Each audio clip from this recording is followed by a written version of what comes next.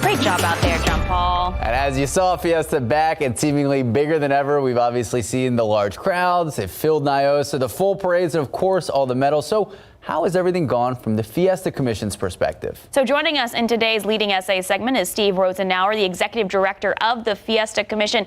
Good morning, Steve. I'm sure you're exhausted. So far, it seems like Fiesta back in person is a true success. It's great. Thank you for having me this morning. We did have a late night or an early morning today, but it was great to get Fiesta back and really celebrating. And just by the sights and sounds of the Flambeau Parade yesterday, you could definitely tell that people are ready to celebrate.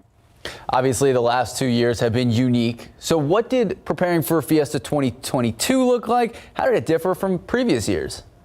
Well, I tell you, it was exciting and challenging. It was exciting in the fact that we were, based on the numbers, we were looking at a full Fiesta in 2022. So the organizations, the Fiesta Commission was very happy to get back to a full Fiesta, but challenging in the fact that we did have Fiesta in June, and with the Fiesta Commission and many of our member organizations basically having to plan and implement the 21 Fiesta at the same time to begin the plans for 2022. So a lot of credit goes to the volunteers and staff, not only at the commission, but for all of our Fiesta member events for pulling off this great feat. So definitely exciting and challenging plans, and it looks like everything was a success. All right, Steve, so there were some noticeable changes this year, like the touchless wristbands at Niosa, and then, of course, the parade route changes to the Battle of Flowers and Flambeau parades. I noticed the street was a lot more narrow, going down Main versus a traditional Broadway. So are those changes permanent, or are they still being discussed for next year?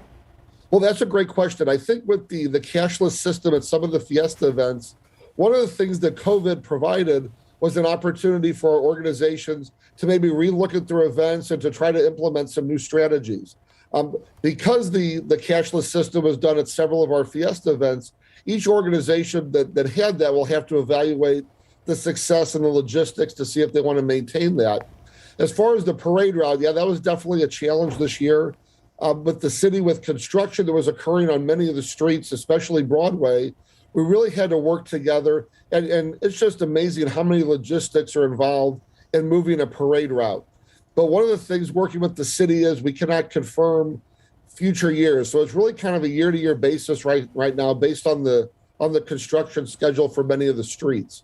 But anyway, it was just a great feat, and credit to Battle of Flowers and Fiesta Flambeau for really working together to really establish this new route that appeared to be very successful. A lot of people, I walked around a couple of times this weekend during the parades, and the crowds and the participants in the parade seemed to really enjoy it. It was definitely more intimate. Yeah, and speaking of the crowds and all the people out there, I know it's still too early to tell exact numbers from your perspective, but you walked around, you saw people at the parade last night. How did it look?